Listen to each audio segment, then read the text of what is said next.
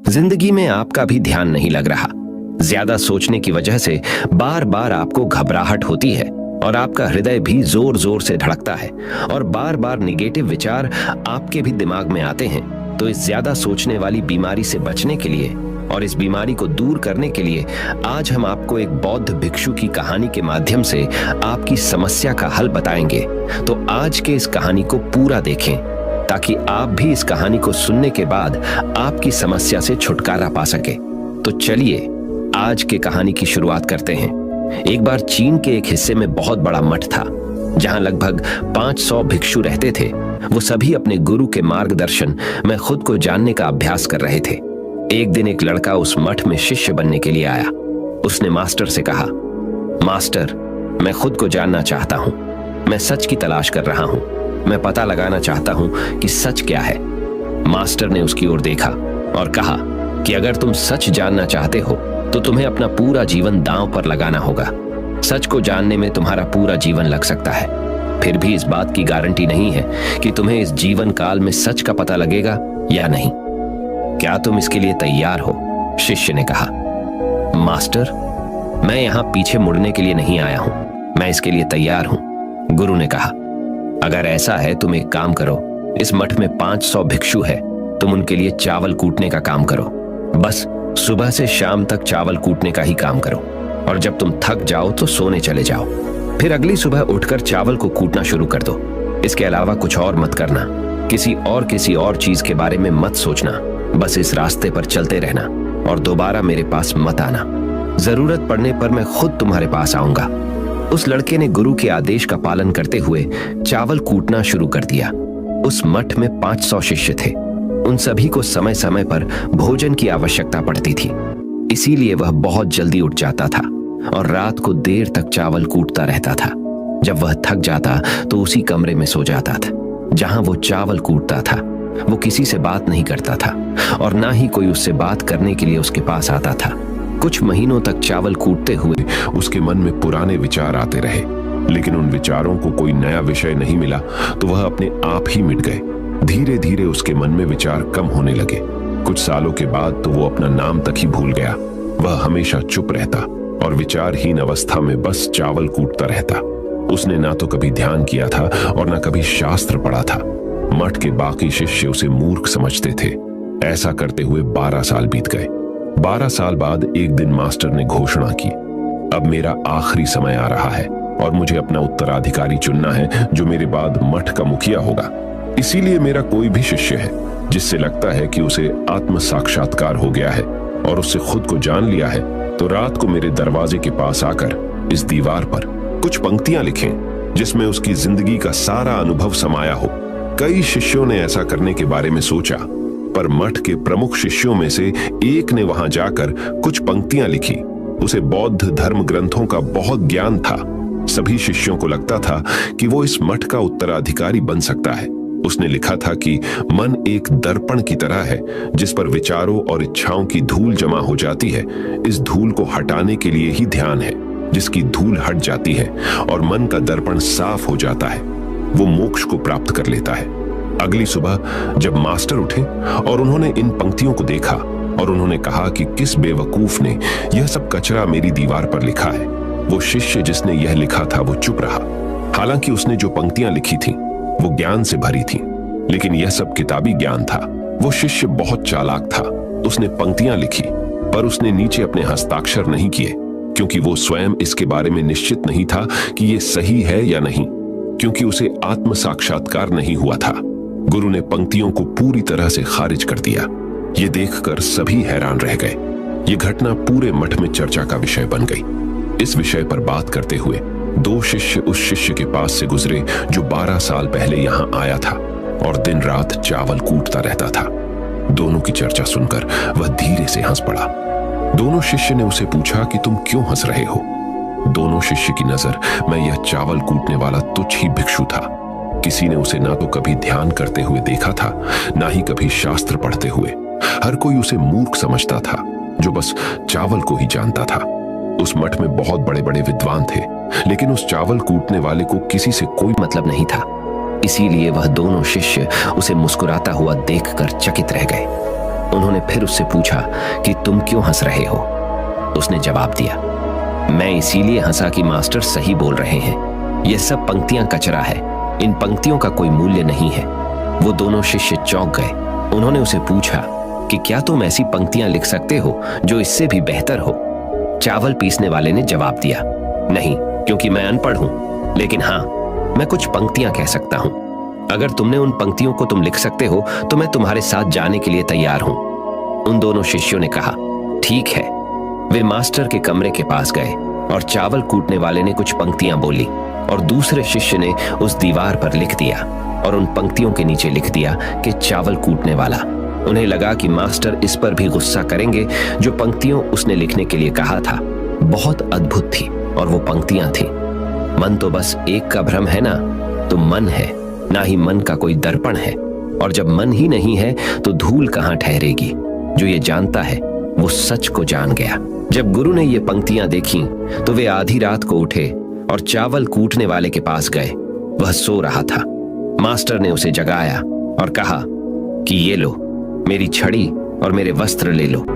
आज से तुम मेरे उत्तराधिकारी हो, लेकिन इस मठ को छोड़कर कहीं दूर चले जाओ, क्योंकि इस मठ में बहुत सारे विद्वान हैं जो खुद को तुमसे ज्यादा श्रेष्ठ मानते हैं और वो तुम्हें मार देंगे। वो इस बात को बर्दाश्त नहीं कर सकते कि एक साधारण सा चावल कूटने वाला उनसे ज्यादा विद्वान निकला। तुम्हें वह सारा ज्ञान हो गया है जो मुझे है। तुम्हें यह सारा ज्ञान चावल कूटते कूटते हुआ है और मुझे पता है कि तुम जहां भी जाओगे लोग तुम्हारे पास आने लगेंगे, क्योंकि जब कोई फूल खिलता है तो उसकी महक हर तरफ फैलने लगती है। उसने अपने गुरु के पैर छुए और रात को ही वहां से चला गया।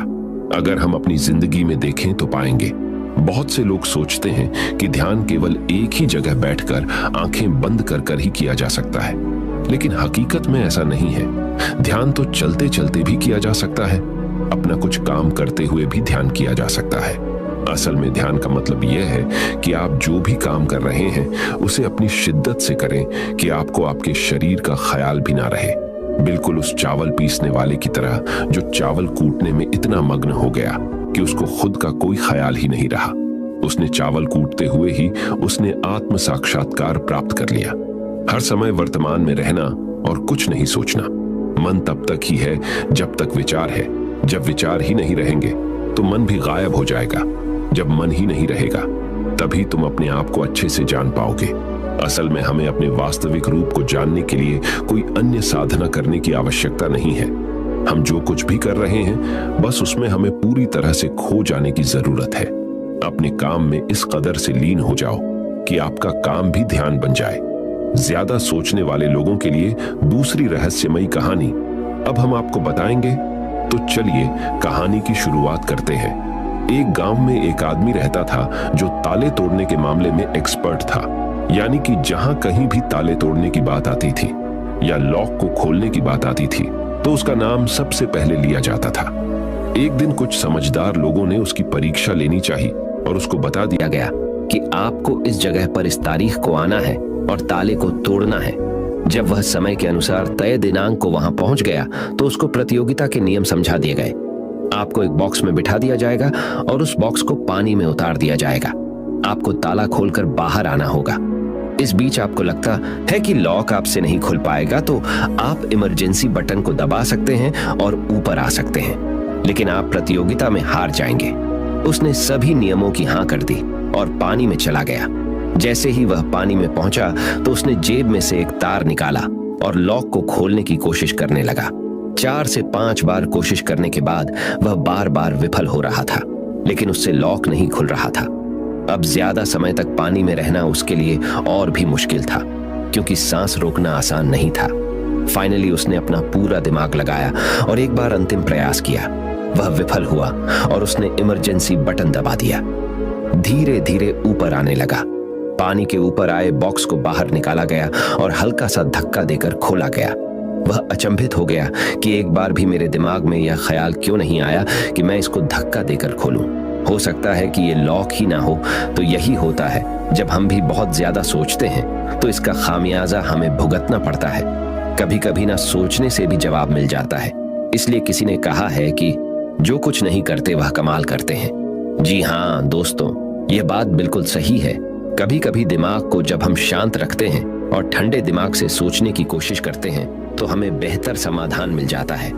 अब हम आपको बताएंगे कि ज्यादा सोचने की यह बीमारी के मुख्य कारण क्या है, जिससे आपको ज्यादा सोचने की बीमारी हो जाती है। अत्यधिक सोच के कुछ मुख्य कारण। पहला कारण, वर्तमान से ज्यादा भूतकाल या भविष्य के बारे में ज्यादा चिंता करना। आप जो काम अभी कर रहे हैं उससे ध्यान हटाकर अपना ध्यान बीते हुए समय या आने वाले समय पर लगाएंगे तो आप ओवर थिंकिंग के शिकार होते जाएंगे। दूसरा कारण, काम का ज्यादा तनाव होना। जब वर्कलोड ज्यादा होता है तो दिमाग भी तेजी से चलने लगता और यह तनाव का रूप ले लेता है और दिमाग में वो विचार भी आने लगते हैं तो काम से संबंध ही नहीं है और लोग ओवर थिंकिंग के शिकार हो जाते हैं। तीसरा कारण, डर का बना रहना। जब व्यक्ति के अंदर डर होता है, जैसे नौकरी छूट जाने का डर, प्रमोशन न होने का डर, काम में असफल हो जाने का डर, पैसे न मिलने या डूब जाने का डर, व्यक्ति इस डर को लेकर कल्पना करता रहता है। भले ही ऐसा न होने वाला हो, लेकिन धीरे धीरे यह डर उसे जरूरत से ज्यादा सोचने पर मजबूर कर देता है। चौथा कारण, कॉन्फिडेंस की कमी। जब व्यक्ति में किसी काम को करने के प्रति उलझन बनी रहती है तो कॉन्फिडेंस कम होता जाता है, जिसके चलते नकारात्मक विचार दिमाग को घेरना शुरू कर देते हैं और व्यक्ति ज्यादा सोचना और चिंता करना शुरू कर देता है। पांचवा कारण, चीजों के बारे में सकारात्मक से ज्यादा नकारात्मक विचार। जब व्यक्ति छोटी छोटी बातों के नकारात्मक पहलू के बारे में ज्यादा सोचना शुरू कर देता है तो धीरे धीरे व्यक्ति ओवर थिंकिंग का शिकार होता जाता है। क्या ओवर थिंकिंग यानी अत्यधिक सोच से छुटकारा पाया जा सकता है? तो इसका जवाब है जी बिल्कुल। ओवर थिंकिंग यानी अत्यधिक सोच से छुटकारा पाया जा सकता है। हालांकि थोड़ा समय लग सकता है, लेकिन यदि आप नीचे दिए स्टेप्स को फॉलो करते हैं तो आप ओवर थिंकिंग की प्रॉब्लम से यकीनन छुटकारा पा सकते हैं। तो आइए जानते हैं कि ओवर थिंकिंग की समस्या से छुटकारा कैसे पाएं। ओवर थिंकिंग यानी अत्यधिक सोच से छुटकारा पाने के उपाय। ये सब जानते हैं कि पहले विचार दिमाग में आता है, फिर वो क्रिया का रूप लेता है। हमें कोई भी काम सोच समझकर करना बहुत जरूरी है, पर किसी काम को लेकर जरूरत से ज्यादा सोचना और वो बातें भी सोचना जो काम से संबंधित नहीं है, आपको और आपके काम दोनों को नुकसान पहुंचाता है। तो थिंकिंग प्रॉब्लम नहीं है, बल्कि ओवर थिंकिंग प्रॉब्लम है और इसे कम करना जरूरी है। तो आइए जानते हैं ओवर थिंकिंग यानी अत्यधिक सोच से छुटकारा या कम करने के उपायों का। पहला उपाय, स्वीकार करें कि आप जरूरत से ज्यादा सोचते हैं। इस बात को मन से स्वीकार करें कि आप ज्यादा सोचते हैं और आपको ऐसा नहीं करना है। जब आप इस बात को स्वीकार कर लेंगे तो आप इससे छुटकारा पाने के लिए अपने आप को तैयार कर लेंगे। आप ओवर थिंकिंग को लेकर जागरूक हो जाएंगे। जब भी आपको लगे कि दिमाग में फालतू विचार चल रहे हैं, तुरंत उसे वहीं रोक दो और ये सोचना शुरू करो कि आपने सोचना कहां से शुरू किया था। तब आपको मालूम होता जाएगा कि आप कितनी फालतू की बातें सोचकर अपना समय और शक्ति बर्बाद कर रहे हैं। दूसरा उपाय, हमेशा सकारात्मक सोचने की कोशिश करें। क्या गलत हो सकता है कि जगह क्या अच्छा हो सकता है। सोचें। नकारात्मक विचार डराते हैं और आपका दिमाग चिंता से दौड़ने लगता है। जब आप उन नकारात्मक चीजों पर ध्यान केंद्रित करने लगते हैं जो कहीं हो गई, तो तब आप दिमाग के गुलाम हो जाते हैं। लेकिन जब आप सकारात्मक रूप से सोचते हैं तो दिमाग आपका गुलाम होता है। सकारात्मक रहने का मतलब यह नहीं है कि आप चीजों के सिर्फ एक पहलू को देखें, बल्कि सही और गलत दोनों पहलुओं को देखना जरूरी है। पर केवल नकारात्मक सोचना या ज्यादा नकारात्मक विचार आपको अनुचित सोचने पर मजबूर कर देते हैं। तीसरा उपाय, योग, ध्यान और व्यायाम करें। योग, ध्यान और व्यायाम मस्तिष्क और शरीर को स्वस्थ रखते हैं। ध्यान काफी लाभदायक है, इसे अपने जीवन का हिस्सा बनाएं। चौथा उपाय, वर्तमान क्षण में जीने की कोशिश करो। कभी कभी लोग बीती हुई बातों या घटना के बारे में ही सोचते रहते हैं और तनाव में आ जाते हैं। इसी प्रकार जो समय आने वाला है उसे लेकर भी इतनी चिंता करते हैं कि तनाव में रहते हैं। तनाव में दिमाग हावी हो जाता है और फालतू बातें सोचने लगता है। जो समय बीत गया है उससे सीख लो, जो आने वाला है उसकी तैयारी करो। लेकिन यह आप तभी कर सकते हैं जब आप वर्तमान में रहें। इसलिए आप जो अभी कर रहे हैं तो पूरा ध्यान उसी पर लगाओ। पांचवा उपाय, जो बात आपको परेशान कर रही है उसे लिख लें। आपके सोचने के तरीके और आपके महसूस करने के तरीके के बीच एक मजबूत संबंध है। आपके सोचने का तरीका आपकी भावनात्मक स्थिति को प्रभावित करता है और आपकी भावनात्मक स्थिति आपके सोचने के तरीके को प्रभावित करती है। तो जो बात आपको परेशान कर रही है उसे लिख लें। अब उस बात के बारे में यह लिखें कि यह आपको क्यों परेशान कर रही है। अब अपने आप से प्रश्न करें कि क्या इस समस्या का हल परेशान रहना है। यदि नहीं तो उसका हल ढूंढे, और यही इसका कोई हल नहीं है तो परेशान रहने और सोचते रहने से क्या होगा। जब धीरे धीरे आप ऐसे करेंगे तो इस चीज की आपको आदत पड़ी ढहती जाएगी और आप अनावश्यक सोचना बंद कर देंगे। छठा उपाय, अपनी भावनाओं का नियंत्रण रखो। भावनाओं पर नियंत्रण रखने का मतलब यह बिल्कुल भी नहीं है कि आप अपनी भावनाओं को दबाएं, लेकिन आपको अपनी भावनाओं पर नियंत्रण रखना होगा। जब आप अपनी भावनाओं पर नियंत्रण रखते हैं तो हकीकत को देख पाते हैं। अनियंत्रित भावनाएं दिमागी विचारों को बेफजूल गति प्रदान करती हैं। सातवां उपाय, चिंता नहीं चिंतन करें। चिंता ओवरथिंकिंग को जन्म देती है और चिंतन क्रिएटिविटी को जन्म देता है। फालतू सोचने की जगह कोई कहानी, कोई लेख, कविता या कुछ रचनात्मक सोचें। आठवां उपाय, अपने पसंद की चीजें करें। जब भी आप फ्री हो तो कोई भी ऐसा काम करो जिसे करना आपको अच्छा लगता हो। किताबें पढ़ें, गाने सुने, गाने गाएं, घूमने जाएं। यदि आपके घर में बच्चे हैं तो बच्चों के साथ खेलें। अपने दोस्तों से साथ समय व्यतीत करें। नौवां उपाय, अपना सर्वश्रेष्ठ स्वीकार करें। जब आप ज्यादा सोचते हैं तो न चाहते हुए भी आप नकारात्मक बातें सोचते हैं और अपने आप को औरों से कम आंकने लगते हैं। याद रखें, कोई भी परफेक्ट नहीं होता जो आप हैं। आप जैसा कोई नहीं है। लोग क्या कहते हैं इस पर ध्यान देने की बजाय अपना सर्वश्रेष्ठ स्वीकार करें, अपने ज्ञान को बढ़ाते रहें और पॉजिटिव रहें।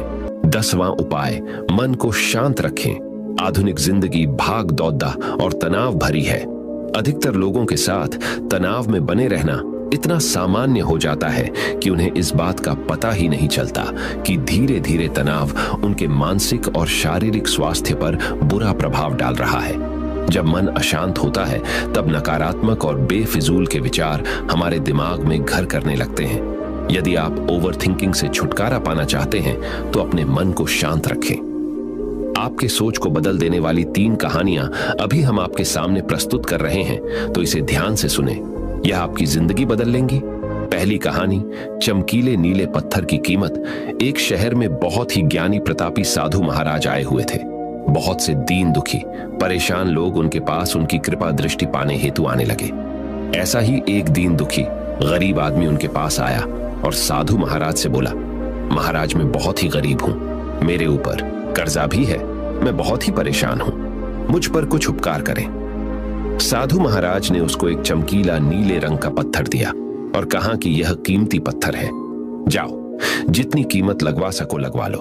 वो आदमी वहां से चला गया और उसे बचने के इरादे से अपने जान पहचान वाले एक फल विक्रेता के पास गया और उस पत्थर को दिखाकर उसकी कीमत जाननी चाहिए।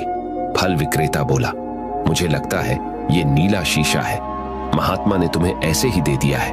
हाँ, यह सुंदर और चमकदार दिखता है, तुम मुझे दे दो, इसके मैं तुम्हें 1000 रुपए दे दूंगा। वो आदमी निराश होकर अपने एक अन्य जान पहचान वाले के पास गया जो कि एक बर्तनों का व्यापारी था।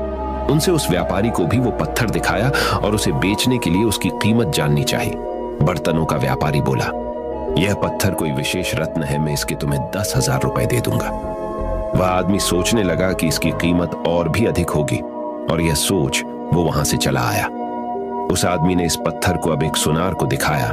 सुनार ने उस पत्थर को ध्यान से देखा और बोला, यह काफी कीमती है, इसके मैं तुम्हें 1 लाख रुपये दे दूंगा। वो आदमी अब समझ गया था कि यह बहुत अमूल्य है।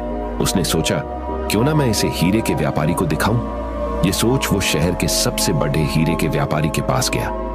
उस हीरे के व्यापारी ने जब वो पत्थर देखा तो देखता रह गया। चौंकने वाले भाव उसके चेहरे पर दिखने लगे। उसने उस पत्थर को माथे से लगाया और पूछा, तुम यह कहां से लाए हो? यह तो अमूल्य है, यदि मैं अपनी पूरी संपत्ति बेच दूं तो भी इसकी कीमत नहीं चुका सकता। तो इस कहानी से हमें यह सीख मिलती है, हम अपने आप को कैसे आंकते हैं। क्या हम वो हैं जो राय दूसरे हमारे बारे में बनाते हैं? आपकी लाइफ अमूल्य है, आपके जीवन का कोई मोल नहीं लगा सकता। आप वो कर सकते हैं जो आप अपने बारे में सोचते हैं। कभी भी दूसरों के नेगेटिव कमेंट से अपने आप को कम मत आंकिए। दूसरी कहानी, मेंढकों की टोली एक मेंढकों की टोली जंगल के रास्ते से जा रही थी। अचानक दो मेंढक एक गहरे गड्ढे में गिर गए। जब दूसरे मेंढकों ने देखा कि गड्ढा बहुत गहरा है तो ऊपर खड़े थे सभी मेंढक चिल्लाने लगे, तुम दोनों इस गड्ढे से नहीं निकल सकते, गड्ढा बहुत गहरा है, तुम दोनों इसमें से निकलने की उम्मीद छोड़ ढाए दो। उन दोनों मेंढकों ने शायद ऊपर खड़े मेंढकों की बात नहीं सुनी और गड्ढे से निकलने के लिए लगातार वो उछलते रहे। बाहर खड़े मेंढक लगातार कहते रहे, तुम दोनों बेकार में मेहनत कर रहे हो, तुम्हें हार मान लेनी चाहिए, तुम दोनों को हार मान लेनी चाहिए, तुम नहीं निकल सकते। गड्ढे में गिरे दोनों मेंढकों में से एक मेंढक ने ऊपर खड़े मेंढकों की बात सुन ली और उछलना छोड़ कर वो निराश होकर एक कोने में बैठ गया। दूसरे मेंढक ने प्रयास जारी रखा, वो उछलता रहा जितना वो उछल सकता था। बाहर खड़े सभी मेंढक लगातार कह रहे थे कि तुम्हें हार मान लेनी चाहिए, पर वो मेंढक शायद उनकी बात नहीं सुन पा रहा था और उछलता रहा और काफी कोशिशों के बाद वो बाहर आ गया। दूसरे मेंढकों ने कहा, क्या तुमने हमारी बात नहीं सुनी? उस मेंढक ने इशारा करके बताया कि वो उनकी बात नहीं सुन सकता क्योंकि वो बहरा है, सुन नहीं सकता, इसलिए वो किसी की भी बात नहीं सुन पाया। वो तो यह सोच रहा था कि सभी उसका उत्साह बढ़ा रहे हैं। इस कहानी से हमें यह सीख मिलती है कि 1. जब भी हम बोलते हैं उनका प्रभाव लोगों पर पेड़िहाता है, इसलिए हमेशा सकारात्मक बोलें। 2. लोग चाहें जो भी कहें, आप अपने आप पर पूरा विश्वास रखें और सकारात्मक सोचें। 3. कार्य ही मेहनत, अपने ऊपर विश्वास और सकारात्मक सोच से ही हमें सफलता मिलती है। तीसरी कहानी चील और मुर्गी। एक जंगल में बरगद का पेड़ था। उस पेड़ के ऊपर एक चील घोंसला बनाकर रहती थी जहां उसने अंडे दे रखे थे। उसी पेड़ के नीचे एक जंगली मुर्गी ने भी अंडे दे रखे थे। एक दिन उस चील के अंडों में से एक अंडा नीचे गिरा और मुर्गी के अंडों में जाकर मिल गया। समय बीता, अंडा फूटा और चील का बच्चा उस अंडे से निकला और वह यह सोचते बड़ा हुआ कि वो एक मुर्गी है। वो मुर्गी के बाकी बच्चों के साथ बढ़ा हुआ। वह उन्हीं कामों को करता जिन्हें एक मुर्गी करती है। वो मुर्गी की तरह ही कुड्डाता, जमीन खोद कर दाने चुगता और वो इतना ही ऊंचा उड़ डाह पाता जितना कि एक मुर्गी उड़ डाहती है। एक दिन उसने आसमान में एक चील को देखा जो बड़ी शान से उड़ डाह रही थी। उसने अपनी मुर्गी मां से पूछा कि उस चिड़िया का क्या नाम है जो इतना ऊंचा बड़ी शान से उड़ डाह रही है। मुर्गी ने जवाब दिया, वह एक चील है। फिर चील के बच्चे ने पूछा, मां, मैं इतना ऊंचा क्यों नहीं उड़ पाता? मुर्गी बोली, तुम इतना ऊंचा नहीं उड़ सकते क्योंकि तुम एक मुर्गे हो। उसने मुर्गी की बात मान ली और मुर्गे की जिंदगी जीता हुआ एक दिन मर गया।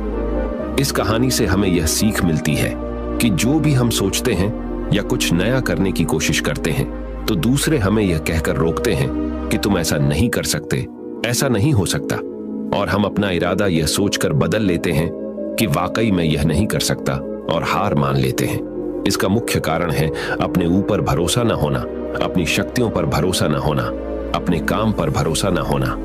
दोस्तों, जो लोग कहते हैं कहने दीजिए, लोगों का काम है कहना। अपने आप पर भरोसा रखें, अपने आप को पहचानें। दोस्तों, अगर जीत निश्चित हो तो कायर भी LDDH जाते हैं। बहादुर वो कहलाते हैं जो हार निश्चित हो फिर भी मैदान नहीं छोड़। दोस्तों, अगर इस वीडियो से आपको सही जानकारी मिली हो तो कृपा करके इस वीडियो को लाइक, शेयर, सब्सक्राइब जरूर करें ताकि आपसे कोई जानकारी मिस ना हो, और कमेंट में नमो बुद्धाय जरूर लिखें।